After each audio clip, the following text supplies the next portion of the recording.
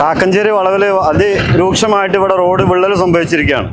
നമുക്കറിയാം, നമ്മളെ തൊട്ടടുത്ത പ്രദേശമായ തലപ്പാറ അതുപോലെ തന്നെ കൂരിയാടൊക്കെ കഴിഞ്ഞ ദിവസങ്ങളിൽ മഴയിൽ നല്ല വിള്ളലും പൊളിച്ചിലും ഉണ്ടായി. അതിലും ഭീകരാവസ്ഥയിലേക്ക് പോകുന്ന ഒരു തരത്തിലാണ് കാക്കഞ്ചേരി ഇപ്പോൾ ഈ വിള്ളൽ കണ്ടിരിക്കുന്നത്. 2 ദിവസം ഇന്ന് രാവിലെയും പെയ്ത മഴയ്ക്ക് അതിശക്തമായ മഴയിൽ വെള്ളം ഇങ്ങോട്ട് ഇറങ്ങിക്കൊണ്ട് ഇതിൻ്റെ അടിയിൽ ഇവിടെ നോക്കാം. നമുക്ക് കൃത്യമായിട്ട് ഇവിടെ ദ്രുതഗതിയിൽ പണി നടന്നുകൊണ്ടിരിക്കുക.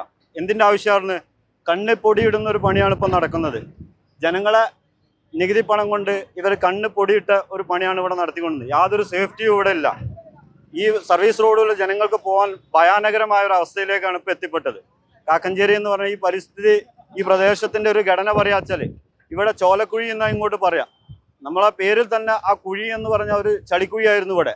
അവിടെയൊക്കെ ഈ ചീടിമണ്ണ് കൊണ്ടിട്ടുകൊണ്ട് അമർത്തിക്കൊണ്ട് വളരെ 10-30 മീറ്റർ ഹൈറ്റിലേക്ക് ഉയർത്തിയിട്ടുണ്ട്. ഈ ഒരു ശാസ്ത്രീയമല്ലാത്ത പണിയാണ് ഇതിനൊക്കെ കാരണം എന്നാണ് ഞങ്ങൾ പ്രദേശവാസികൾക്ക് ഇവിടെ നിന്ന് മനസ്സിലാക്കാൻ കഴിഞ്ഞത്. ഞങ്ങൾ ഒരുപാട് പ്രാവശ്യം ഇവിടെ പറഞ്ഞു, ഇവിടെയൊക്കെ പാലത്തിൻ്റെ ആവശ്യമുണ്ട്, അല്ലെങ്കിൽ ഇതിൻ്റെ ഈ വാള് കെട്ടുന്നത് അത് സേഫ്റ്റിയിലായിരിക്കണം. ഇവിടെ ഒന്നും ഇതിൻ്റെ മുന്നേ കഴിഞ്ഞ വർഷത്തെ മഴക്കാണ് കാക്കഞ്ചേരി ഈ നമ്മളെ സ്പിനിമില്ല് പ്രദേശത്ത് ആ മണ്ണിടിഞ്ഞു വീണത്. അവിടെ ഇപ്പോൾ ഒരു വശത്ത് ദ്രുതഗതിയിൽ പണി നടന്നുകൊണ്ട് അവിടെ ആ സർവീസ് റോഡ് ഓപ്പണായി. അപ്പോൾ അതിൻ്റെ നേരെ മറുവശത്ത് ഇവിടെ ഇപ്പോൾ നിങ്ങൾക്ക് നോക്കിയാൽ കാണാം, ഇവിടെ ഇതുവരെ വർക്കുകളൊക്കെ 100% കഴിഞ്ഞു തീർത്തു പോയ ടീം ഇവിടെ ദ്രുതഗതിയിൽ ഈ വെള്ളം പോകുന്നത് തടസ്സപ്പെടുത്തുകയാണ്. ഇതിൻ്റെ വെള്ളം കൃത്യമായ ദിശയിലേക്കല്ല വിടുന്നത്. ശാസ്ത്രീയമായിട്ട് വിടുക വെച്ചാൽ നമുക്ക് ഈ റോഡ് നല്ല രീതിയിൽ കൊണ്ടുപോകാമായിരുന്നു. എഞ്ചിനീയർമാരോടൊക്കെ പറഞ്ഞാലും നമ്മൾ പ്രദേശവാസികൾ, ഇവിടുത്തെ പഞ്ചായത്ത് മെമ്പർമാരൊന്നും പറഞ്ഞാൽ അവർ നല്ല രീതിയിലേക്ക് കൈക്കൊള്ളുന്നില്ല. ഇവിടുത്തെ ഘടന അനുസരിച്ചല്ല ഇവിടുത്തെ വർക്ക് എടുക്കുന്നതാണ് ഇവിടെ സംഭവിച്ചിട്ടുള്ളത് നമുക്ക് പറയാൻ സാധിക്കുന്നത്.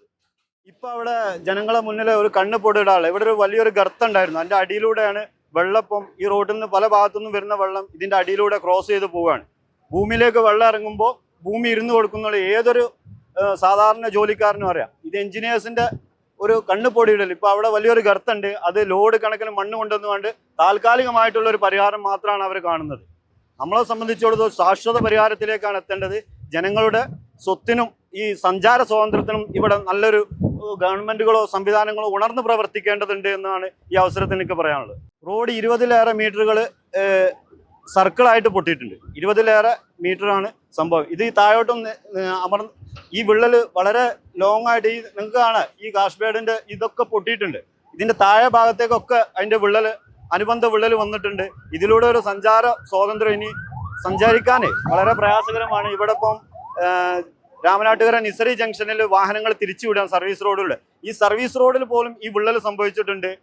ദ്രുതഗതിയിൽ സമാന പാത അവർ തയ്യാറാക്കുകയാണ്. ഇന്ന് 12 മണിക്ക് ആണ് നമ്മളിവിടെ ശ്രദ്ധയപ്പെടുന്നത്. ഈ 12 മണിക്ക് വന്നപ്പോഴാണ് ഇവിടുത്തെ എഞ്ചിനീയേഴ്സും ഇവിടുത്തെ ആളുകളൊക്കെ വന്ന് ഇത് താൽക്കാലികമായി പശയിട്ട് നടക്കുന്ന ഒരു സമ്പ്രദായം ഇത് ജനങ്ങളെ തടഞ്ഞു വെച്ചിരിക്കുകയാണ്. ഇങ്ങനെ ജനങ്ങൾ ഈ വെള്ളം ഇറങ്ങരുതെന്ന് പറഞ്ഞുകൊണ്ട് അവർ ഒരു കെമിക്കൽ ഇട്ടുകൊണ്ട് അത് തടഞ്ഞു വെച്ചാൽ ജനങ്ങളുടെ ശ്രമഫലമായി നിർത്തിവെച്ചതാണ്.